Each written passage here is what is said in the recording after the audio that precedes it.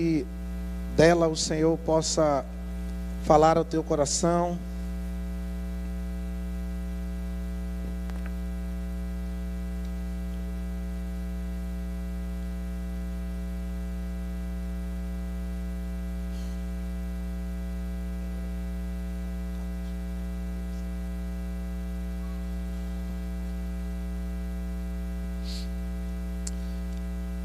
Amém. Êxodo capítulo 1.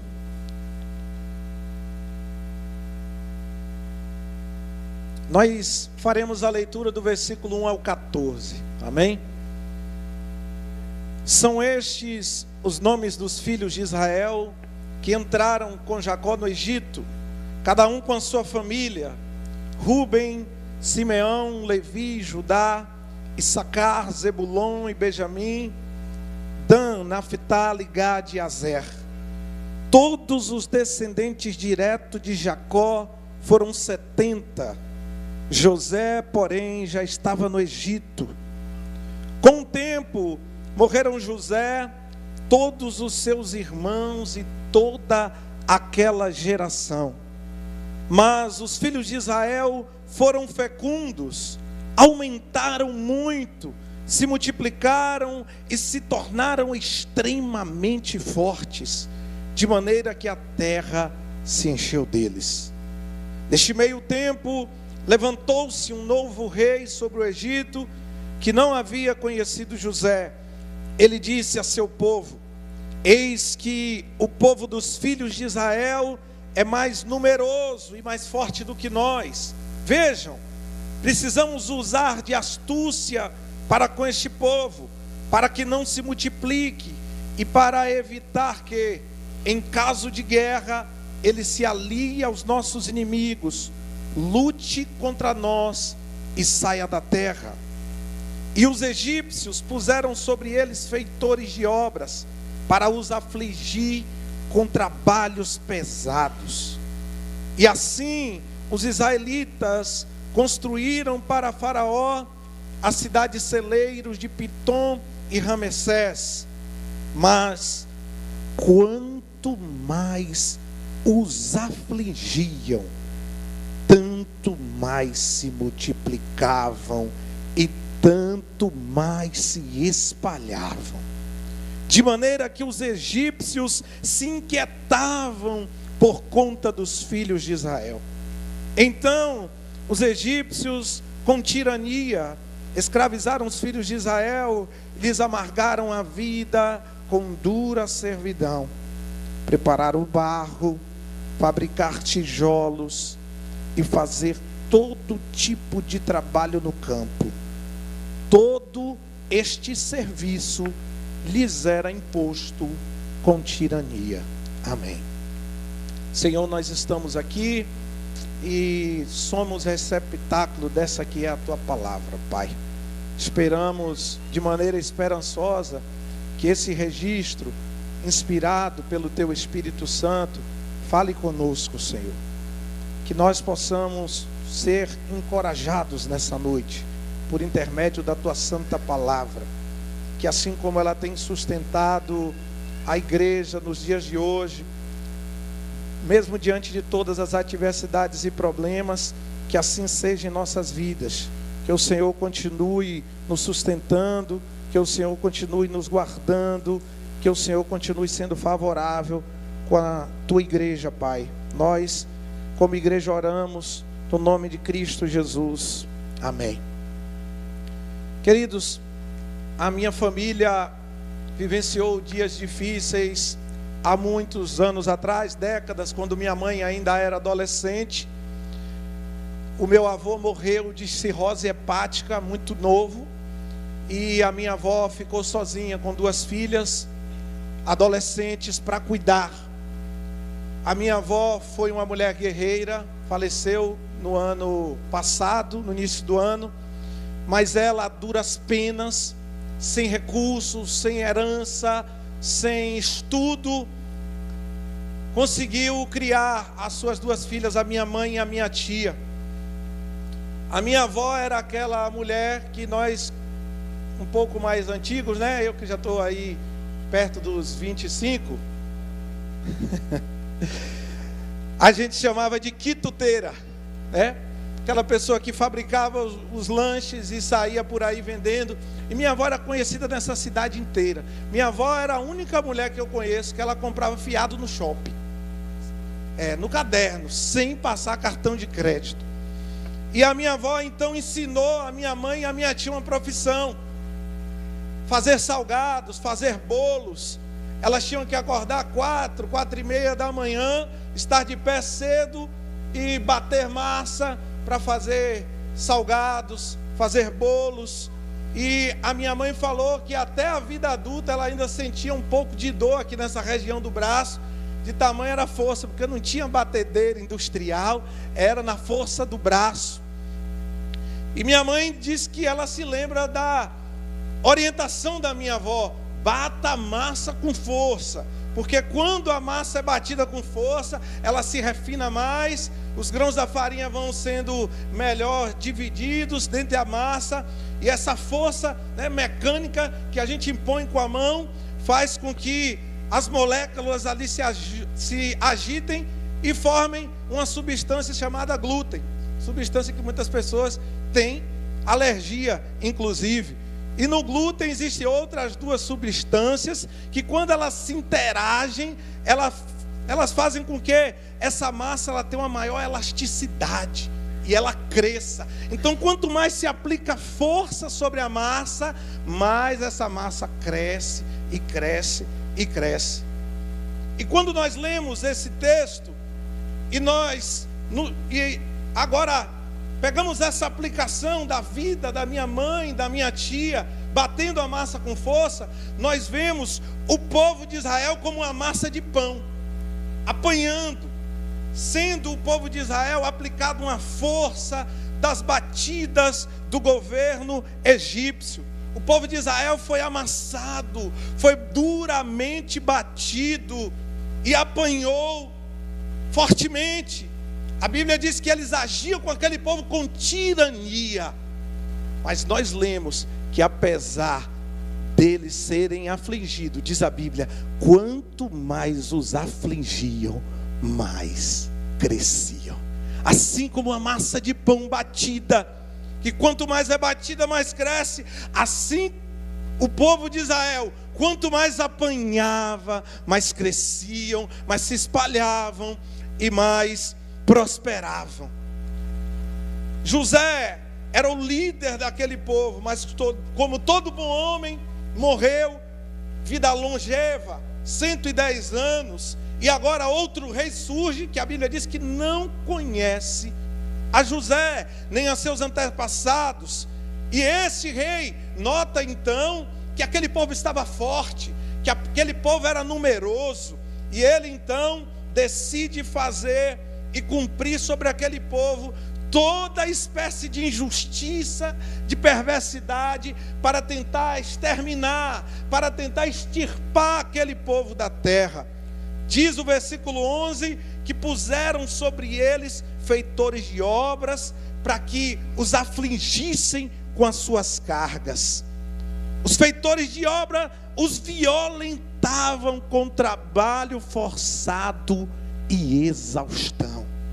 Era perverso o agir dos egípcios sobre aquele povo, mas quanto mais o afligiam, tanto mais se multiplicavam e tanto mais espalhavam. Ou seja, toda a violência egípcia não afligia o povo a ponto de que eles fossem exterminados. Toda a violência egípcia promovia um efeito contrário ao esperado. Em vez de eles serem exterminados, eles cresciam. E apesar de toda opressão, apesar de toda ação violenta, o efeito era contrário. Assim como a massa de pão, ela cresce com as batidas, o povo de Israel também crescia com as pancadas dos egípcios. Irmãos, o povo israelita foi um povo que prefigurou a igreja. O povo israelita foi o povo em que Deus depositou as promessas dele primeiramente. mas este povo simboliza um povo que vem a surgir posteriormente. Nós, a igreja de Cristo. Israel prefigura a igreja de Cristo. A nação de Israel aponta para a igreja de Cristo. E assim como Israel era perseguido, a igreja de Cristo continua sendo perseguida. Assim como as nações, os povos e todo o império maligno tenta subverter, tentava extirpar a nação de Israel, ainda hoje a ação maligna, os intentos de Satanás estão aí sendo promovidos para tentar extirpar, exterminar, dissolver nós, a igreja de Cristo Jesus. No entanto, e apesar de toda ação maligna contra a igreja, nós vemos a igreja continuar avançando, com os seus equívocos, com as suas limitações, com os seus defeitos, mas a igreja de Jesus continua avançando. O povo de Deus continua espalhando o evangelho sobre a terra. Queridos, se nós queremos então nos envolver com a missão de Cristo, que é avançar como igreja, nós precisamos entender que as porradas virão. Em algum momento elas vão doer em nós, mas elas jamais estarão aqui para extirpar a igreja, para ameaçar a minha vida ou a sua como cristãos. Elas estarão aqui para nos fortalecer em um dado momento, para nos fazer avançar, porque eu garanto aos irmãos, a partir da minha vivência como cristão, todas as vezes que eu apanhei como uma massa de pão sendo sovada, e eu olho hoje para trás, eu vejo quantos aprendizados, eu vejo quantos crescimentos o Senhor me possibilitou a partir destas porradas. E eu penso que não seja diferente com a sua vida. Teve momentos que você se viu apanhando como uma massa de pão, mas hoje você tem uma história para contar. Alguém disse assim: aquilo que é ruim de passar e viver é bom de contar. E você já deve ter passado por uma situação trágica, e que hoje você conta dando risada, hoje você conta achando engraçado. Na época isso quase na sua cabeça custou a sua própria vida, mas hoje você conta e diz: eu venci, eu passei, como eu aprendi. Então eu quero falar com os irmãos nessa noite sobre a seguinte perspectiva: quanto mais bate, mais cresce. Amém? A primeira coisa que eu pude observar nesse texto, à luz do versículo 10, é que havia um sentimento para tentar frear o povo israelita. E o sentimento, diz o versículo 10: eia, usemos de astúcia para que aquele povo não se multiplique. Astúcia significa esperteza, sagacidade, aquele tipo de esperteza que é usada muitas vezes de um sentido promíscuo, controverso, errôneo. E Tiago, falando um pouco a respeito desse sentimento, ele diz à altura do capítulo 3, versículo 15, que essa não é a sabedoria que vem do alto. Existe um tipo de sabedoria, e vocês devem conhecer alguém que é muito inteligente, mas usa a sua inteligência no sentido ruim, para o mal. E Tiago vai dizer então no capítulo 3, versículo 15, que essa sabedoria não vem do alto, ela é terrena, animal e demoníaca. Tem pessoas que são astutas, elas usam toda a capacidade intelectual que tem para o mal, para se apropriar do que não é delas, para lesar o outro. Talvez você já foi vítima de alguém assim, tão inteligente e rasteiro, que numa conversa e num papo lhe dobrou, lhe colocou no bolso, e quando você viu, você já estava sendo enganado. Essa é o sentimento de astúcia. Gênesis capítulo 3, logo no início da criação, nós vemos que esse era também o sentimento que estava na serpente. Diz a Bíblia que a serpente era mais sagaz, mais astuta do que todos os animais selváticos. Então, quando nós lemos serpente, nós vemos que a Bíblia não está se referindo apenas ao animal, mas também ela está se referindo ao diabo, à antiga serpente, ao nosso acusador, ao inimigo das nossas almas. A palavra de Deus então diz que contra pessoas astutas nós devemos vigiar. Contra uma ação astuta do inimigo, nós devemos vigiar. E o apóstolo Pedro diz então na primeira carta, capítulo 5, versículo 18: portanto, irmãos, sede sóbrios e vigiai, porque o diabo, o inimigo de vocês, o vosso inimigo, anda ao derredor, assim como um leão, rugindo e procurando a quem tragar. Ou seja, a astúcia do Império Egípcio não para, porque ela ainda está em curso através do inimigo das nossas almas. As Escrituras então mostram que Satanás é um ser sagaz.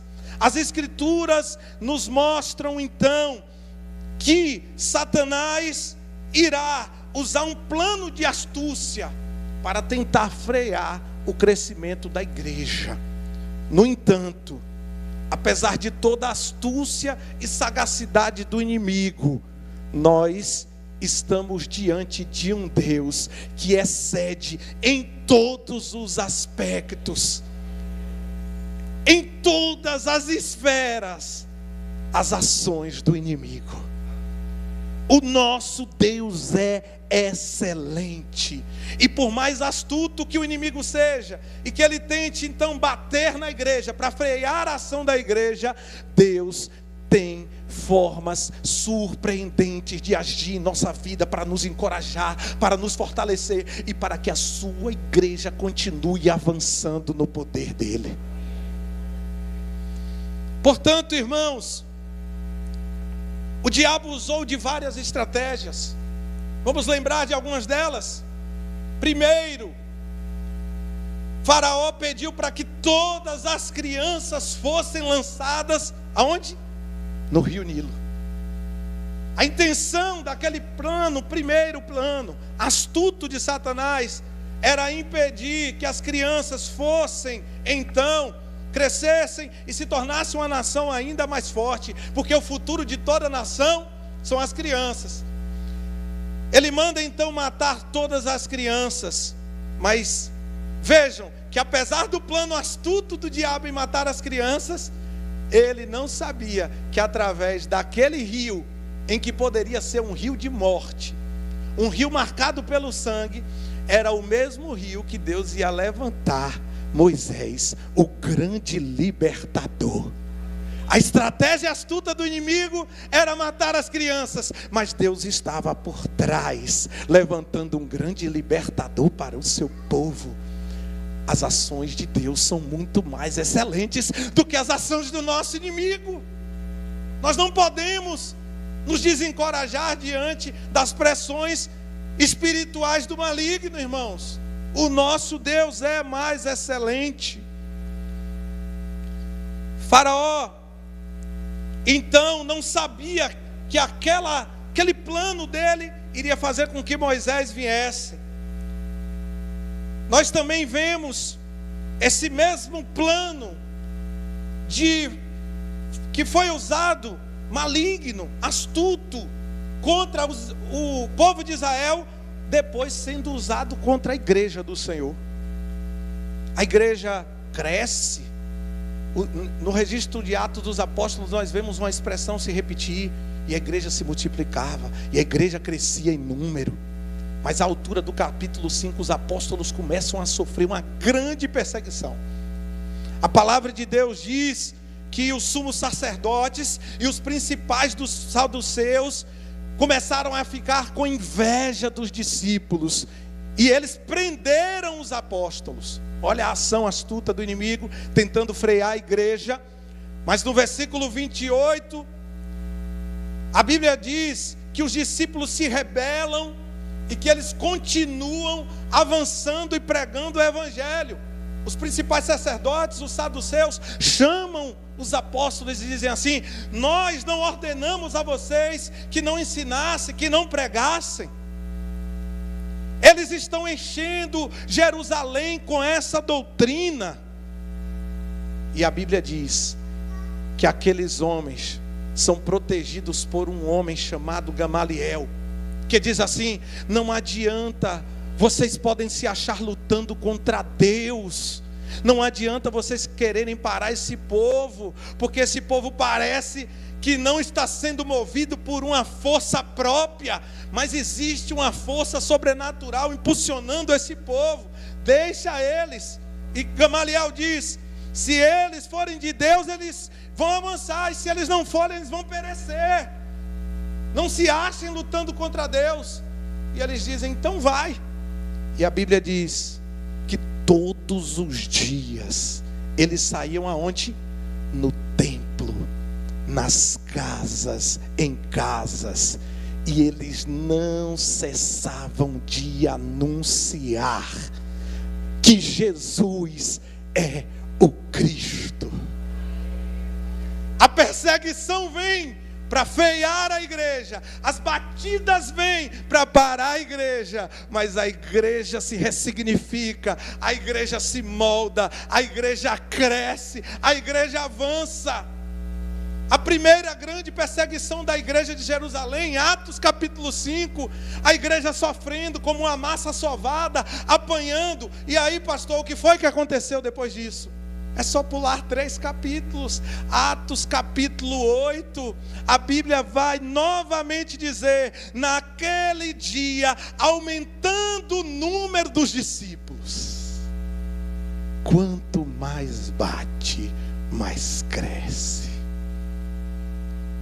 Queridos, mesmo com tanta astúcia contra o povo de Israel, mesmo com tanta astúcia contra nós, o povo de Deus, quanto mais o inimigo bata, mais cresceremos no poder do Senhor Jesus Cristo, pois nós não estamos movidos por uma força pessoal, por um propósito individual, nós não estamos movidos na nossa capacidade intelectual, nós não somos movidos pelo nosso braço, pela nossa força, nós não somos movidos pelos recursos humanos, nós não somos movidos pelos políticos e pela representatividade evangélica, como foi dito aqui, nós estamos sendo movidos pelo poder do Espírito Santo, e quanto mais batam a igreja, mais cresceremos, prosperaremos. Esta foi a promessa de Cristo Jesus, que o inimigo não triunfaria contra a igreja de Cristo Jesus. Então, quanto mais batam, mais cresceremos. Amém?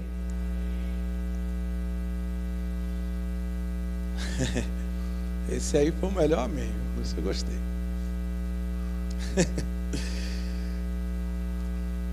Uma segunda coisa eu consegui observar nesse texto.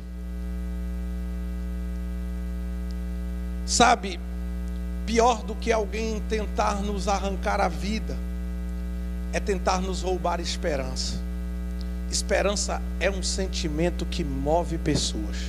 Irmãos, há 15 dias atrás, uma esposa de um pastor me chama, pede para eu ir apressadamente na casa dela, e ela me mandou fotos. Ele tinha uma carta de despedida e uma bacia cheia de medicamentos. Ele já tinha a data marcada para tomar aqueles medicamentos. E ela me pediu: vem aqui. E eu fui lá, mas eu vou confessar uma coisa a vocês: eu fui tão temeroso, eu fui me sentindo tão pequeno, tão impossibilitado, tão assim impotente diante daquela situação, que eu temi e tremi. Mas para encurtar a história, Deus foi trabalhando no meio da nossa conversa. Sem eu tocar no assunto, Ele confessou tudo o que estava acontecendo. E aquela noite acabou com nós 3 abraçados no meio da sala, chorando, orando. E graças a Deus ele está prosseguindo. Mas sabe o que é mais doloroso na vida de um homem e de uma mulher? Quando a esperança lhe é roubada.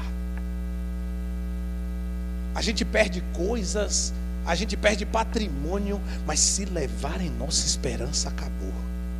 Primeiro, a ação do inimigo era tentar extirpar o povo, matar o povo. Joga as crianças no rio, enche esse povo de carga, cerca eles, deixa eles trabalharem até morrerem. Quantos israelitas não devem ter morrido de enfado? Mas eles vendo que quanto mais eles faziam eles servirem, mais eles cresciam. Agora a estratégia muda, versículo 13 e 14. Então os egípcios com tirania faziam servir os filhos de Israel e lhes fizeram amargar a vida com dura servidão. É isso. Eles queriam amargar a vida daquele povo. E o que é uma vida amarga? Uma vida amarga é uma vida desesperançosa. Uma vida amarga é uma vida movida por ressentimento, por falta de esperança. Uma vida amarga é uma vida onde nós não achamos expectativa para viver algo melhor. Talvez você esteja hoje aí sofrendo algo na sua vida que é uma tentativa do adversário de roubar a tua esperança, de afligir esse combustível que está aqui dentro de nós, que se chama fé, porque é isso efetivamente que nos move. E a Bíblia então diz que Faraó agora pretende amargar a vida do povo, e como eu disse, pior do que atentar contra a nossa vida é tirar a nossa alegria, é tirar a nossa esperança. Porque quando a nossa esperança e a nossa capacidade de se renovar e se alegrar vão embora, a nossa vida se torna verdadeiramente amarga. Ela se torna assim indigesta, sabe? E este tem sido o plano do inimigo desde então.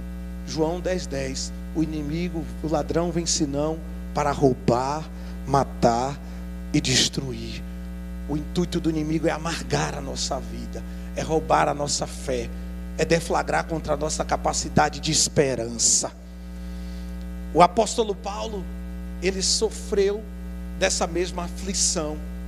Ele foi um homem no qual sofreu tantas porradas, tantas batidas como uma massa de pão. E apesar das pancadas que eram dirigidas no apóstolo Paulo, o que é que nós vemos acontecer com Paulo? Nós vemos Paulo crescer, nós vemos ele se agigantar, nós vemos a fé dele ser fortalecida.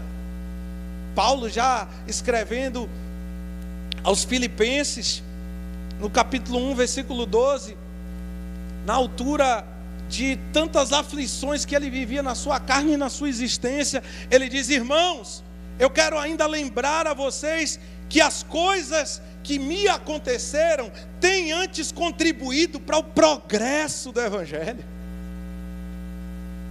Essas coisas vêm para tentar me frear, mas elas estão fazendo com que o Evangelho progrida, cresça.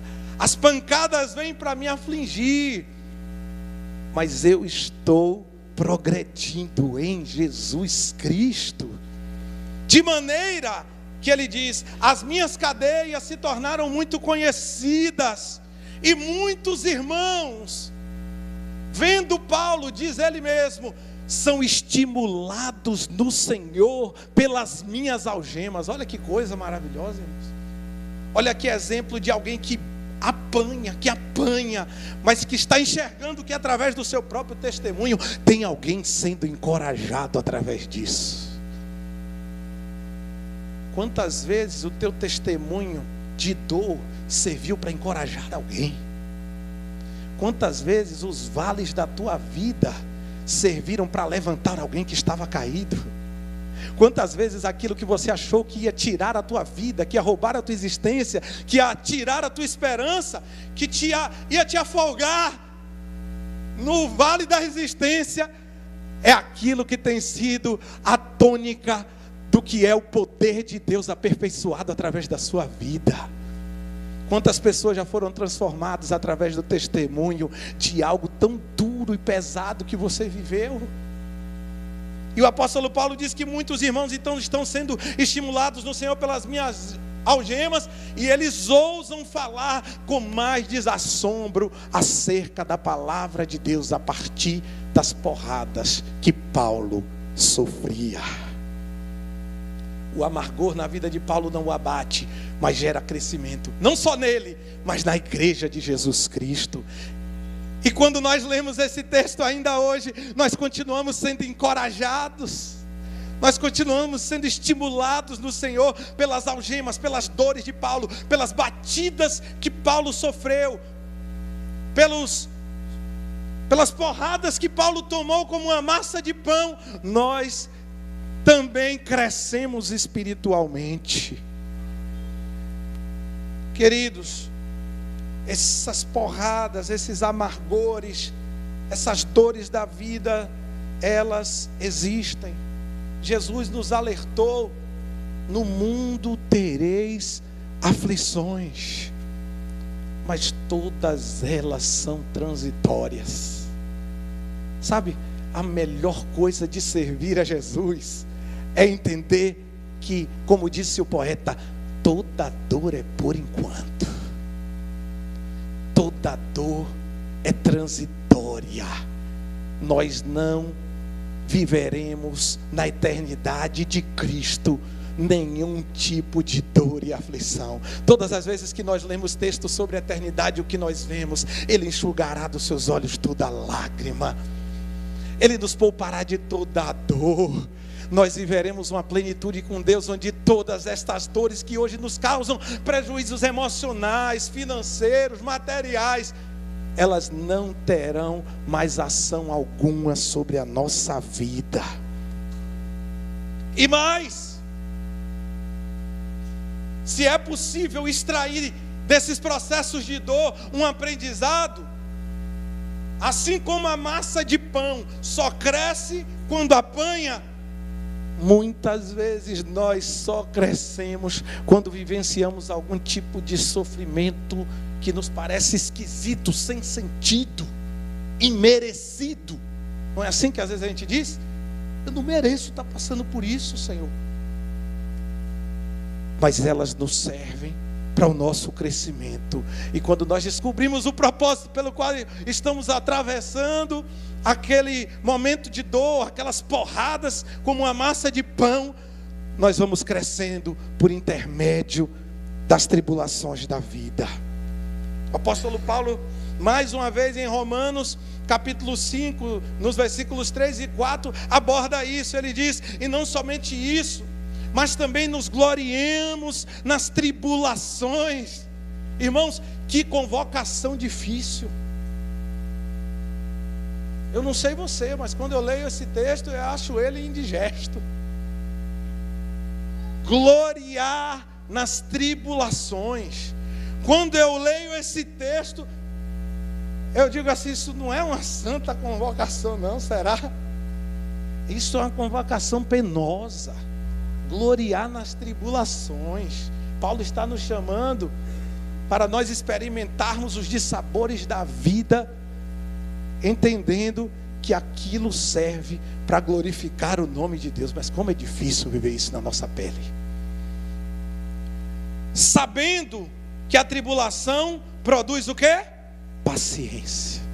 E a paciência, a experiência. E a experiência, a esperança. Eles podem nos afligir, o inimigo pode tentar amargar a minha, a sua vida e roubar a esperança. Mas Paulo diz: gloria na tribulação. Vem experiência, vem perseverança e vem esperança através da tribulação. Não adianta tentar amargar a nossa vida.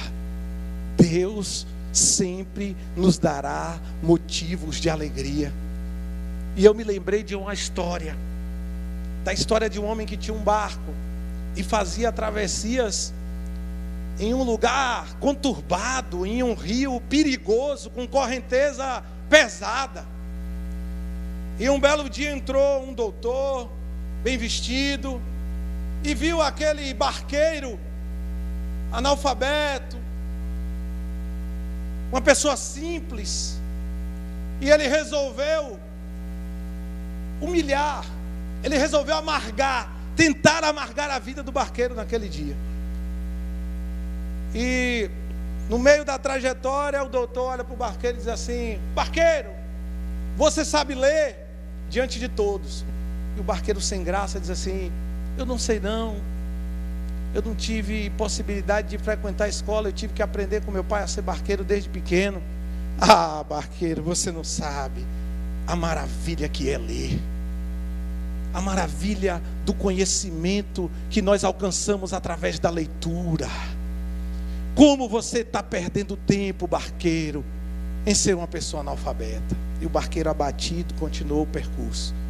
Mais à frente o doutor pergunta: barqueiro, você sabe fazer contas? E o barqueiro: não, doutor, eu não tive condição de ir à escola, eu já falei. Ele diz: ah, barqueiro, como deve ser difícil a vida de alguém que não entende pelo menos uma matemática básica, não saber fazer as 4 operações, não saber passar um troco, receber um dinheiro, fazer transações.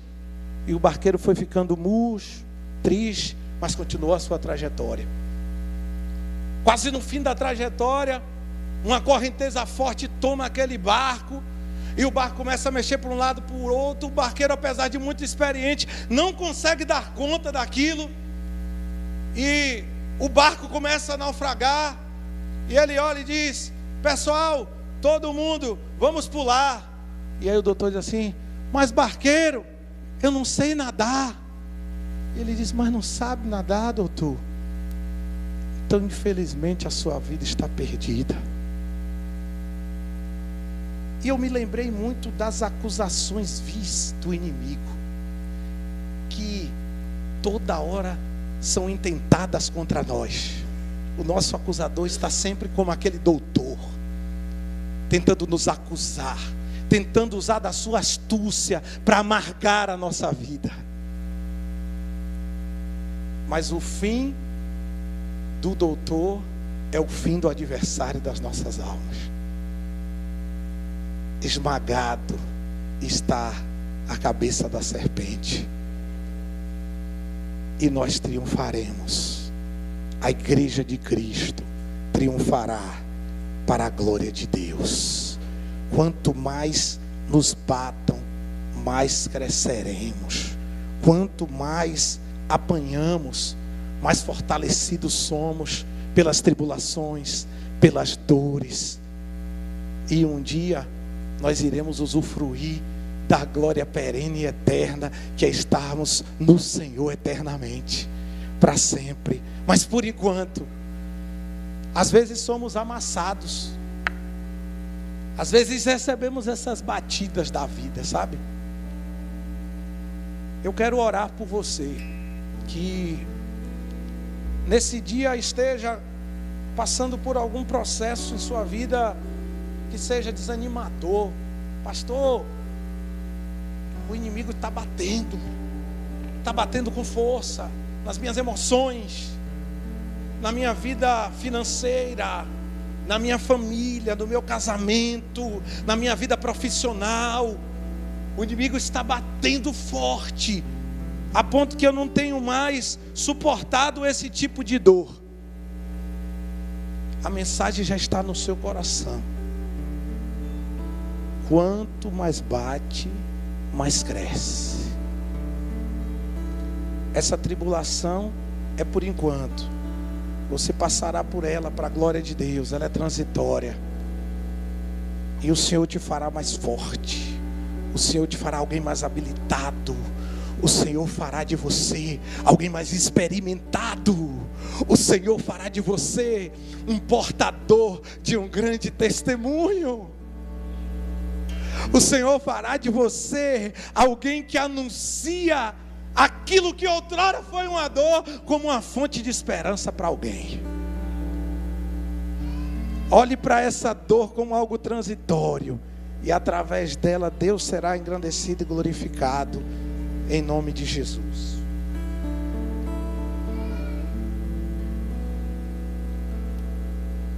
Senhor, obrigado, Pai. Obrigado porque o Senhor está aqui em nosso meio. Nós podemos desfrutar da Tua presença neste lugar. Como é maravilhoso, Senhor, poder Te servir. Nós poderíamos ter escolhido qualquer lugar para estar, mas nós escolhemos estar na Tua casa. E a Tua casa é um lugar onde a esperança é anunciada, Pai. Talvez alguém vítima dessas porradas, dessas batidas, chegou aqui hoje acuado, Senhor. Tem enfrentado medo, depressão, angústia, síndrome de pânico, crises de ansiedade, noites sem dormir, Senhor. Eu quero interceder por esses irmãos, Pai, que em virtude das porradas da vida têm vivido dias intragáveis, Senhor. Perdeu a esperança e tem pensado em chutar o balde, Senhor. Eu quero te pedir que a intervenção do Teu Espírito esteja sobre este meu irmão, sobre esta minha irmã. Eu quero te pedir que o Senhor, que é refúgio, que é fortaleza, venha sobre este lugar, Senhor, e anuncie uma esperança que brote no coração dos meus irmãos, Senhor. Sobretudo naqueles que têm enfrentado dias penosos, Pai. Senhor, as porradas da vida são para nos fazer mais fortes. E eu creio que este meu irmão, que esta minha irmã, ao final de toda essa tempestade sairá ainda mais forte, ainda mais experimentado, ainda mais, Senhor, fortalecido no Senhor. Ergue esta pessoa, Pai, sustenta ela em Tuas mãos, traz dias de refrigério aos meus irmãos, Senhor. Que eles possam provar, Senhor, da sombra que é o Senhor, os acompanhando e os livrando do calor do sol, da amargura, da dor, do desespero. Senhor, traz, Senhor, um tempo, Senhor, de refrigério espiritual e emocional sobre a vida dos meus irmãos, Senhor. O Senhor é o nosso refúgio e fortaleza. O Deus dos exércitos está conosco. Ele é o nosso refúgio e fortaleza. Vinde e anunciais que desolações o Senhor tem feito na terra. Ele faz cessar a guerra até o fim da terra. A Bíblia diz que Ele quebra o arco, corta a lança, queima os carros do fogo. Aquietai-vos e sabei que sou Deus. Sereis exaltado entre as nações, sereis exaltado sobre a terra. O Senhor dos exércitos está conosco. O Deus de Jacó é o nosso refúgio e nossa fortaleza. Amém. Quanto mais nos batam, mais cresceremos, porque estamos guardados pela promessa de Cristo, de que a igreja triunfará, em nome de Jesus. Amém. Não caminhamos pelo que vemos, o que nos move é o que nós cremos.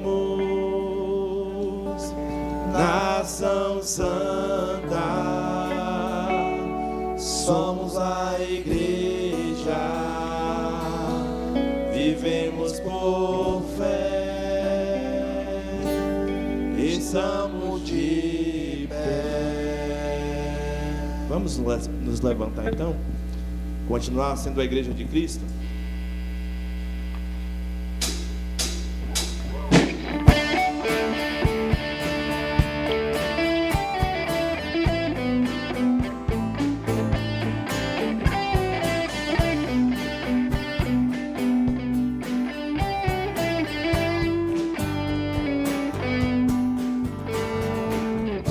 Pressionados, mas não desanimados, perplexos,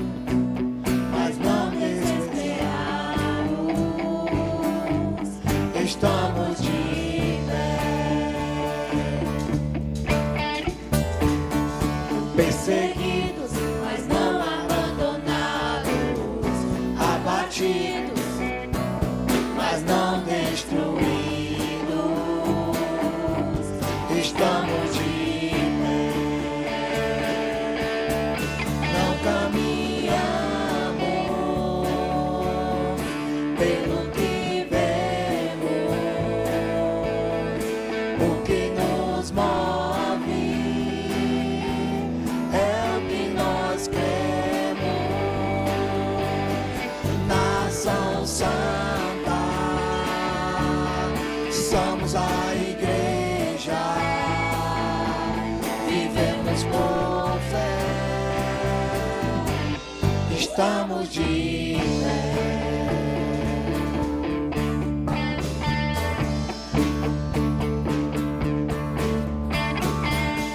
Pressionados, mas não desanimados, perplexos, mas não desesperados, estamos de pé.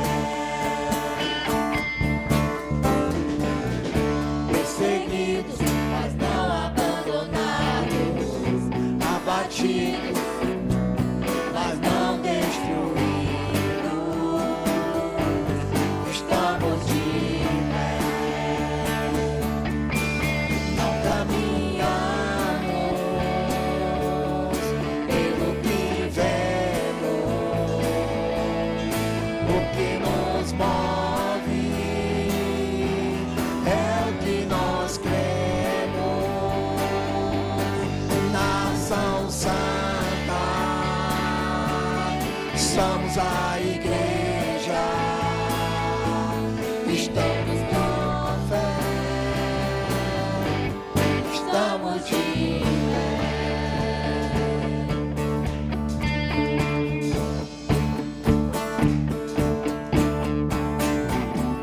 A perseguição não parou a igreja, o Coliseu não parou a igreja, os leões não pararam a igreja do Senhor. O inferno não pode prevalecer, vamos avançar, não vamos parar de crescer. Ninguém pode parar a igreja do Senhor. Perseguição não parou a igreja, o Coliseu não parou a igreja, os leões não pararam a igreja do Senhor. O inferno não pode prevalecer, vamos avançar, não vamos parar de crescer. Ninguém pode parar a igreja do Senhor. Não caminhamos pelo que vemos, o que nos move é o que nós cremos. Nação Santa, somos a igreja, vivemos por fé, estamos de pé.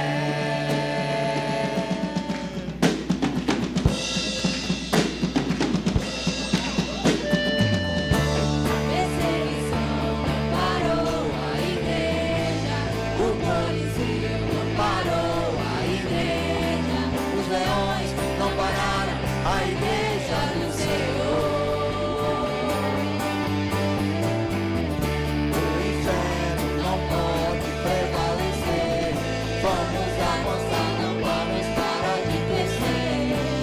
Ninguém pode parar a igreja do Senhor.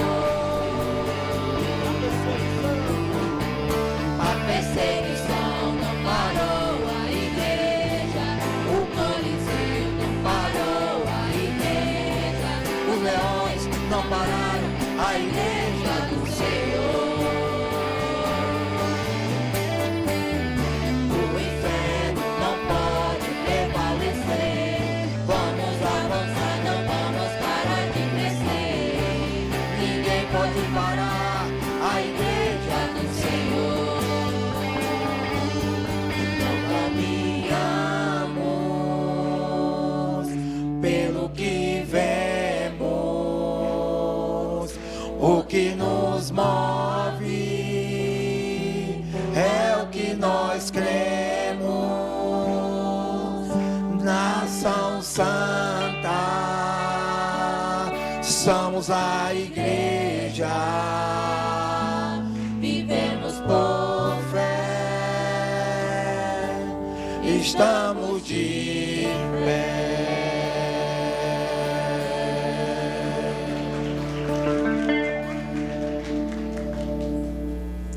Amém, Senhor. Nós queremos engrandecer o Teu nome, Te adorar por aquilo que o Senhor tem sido.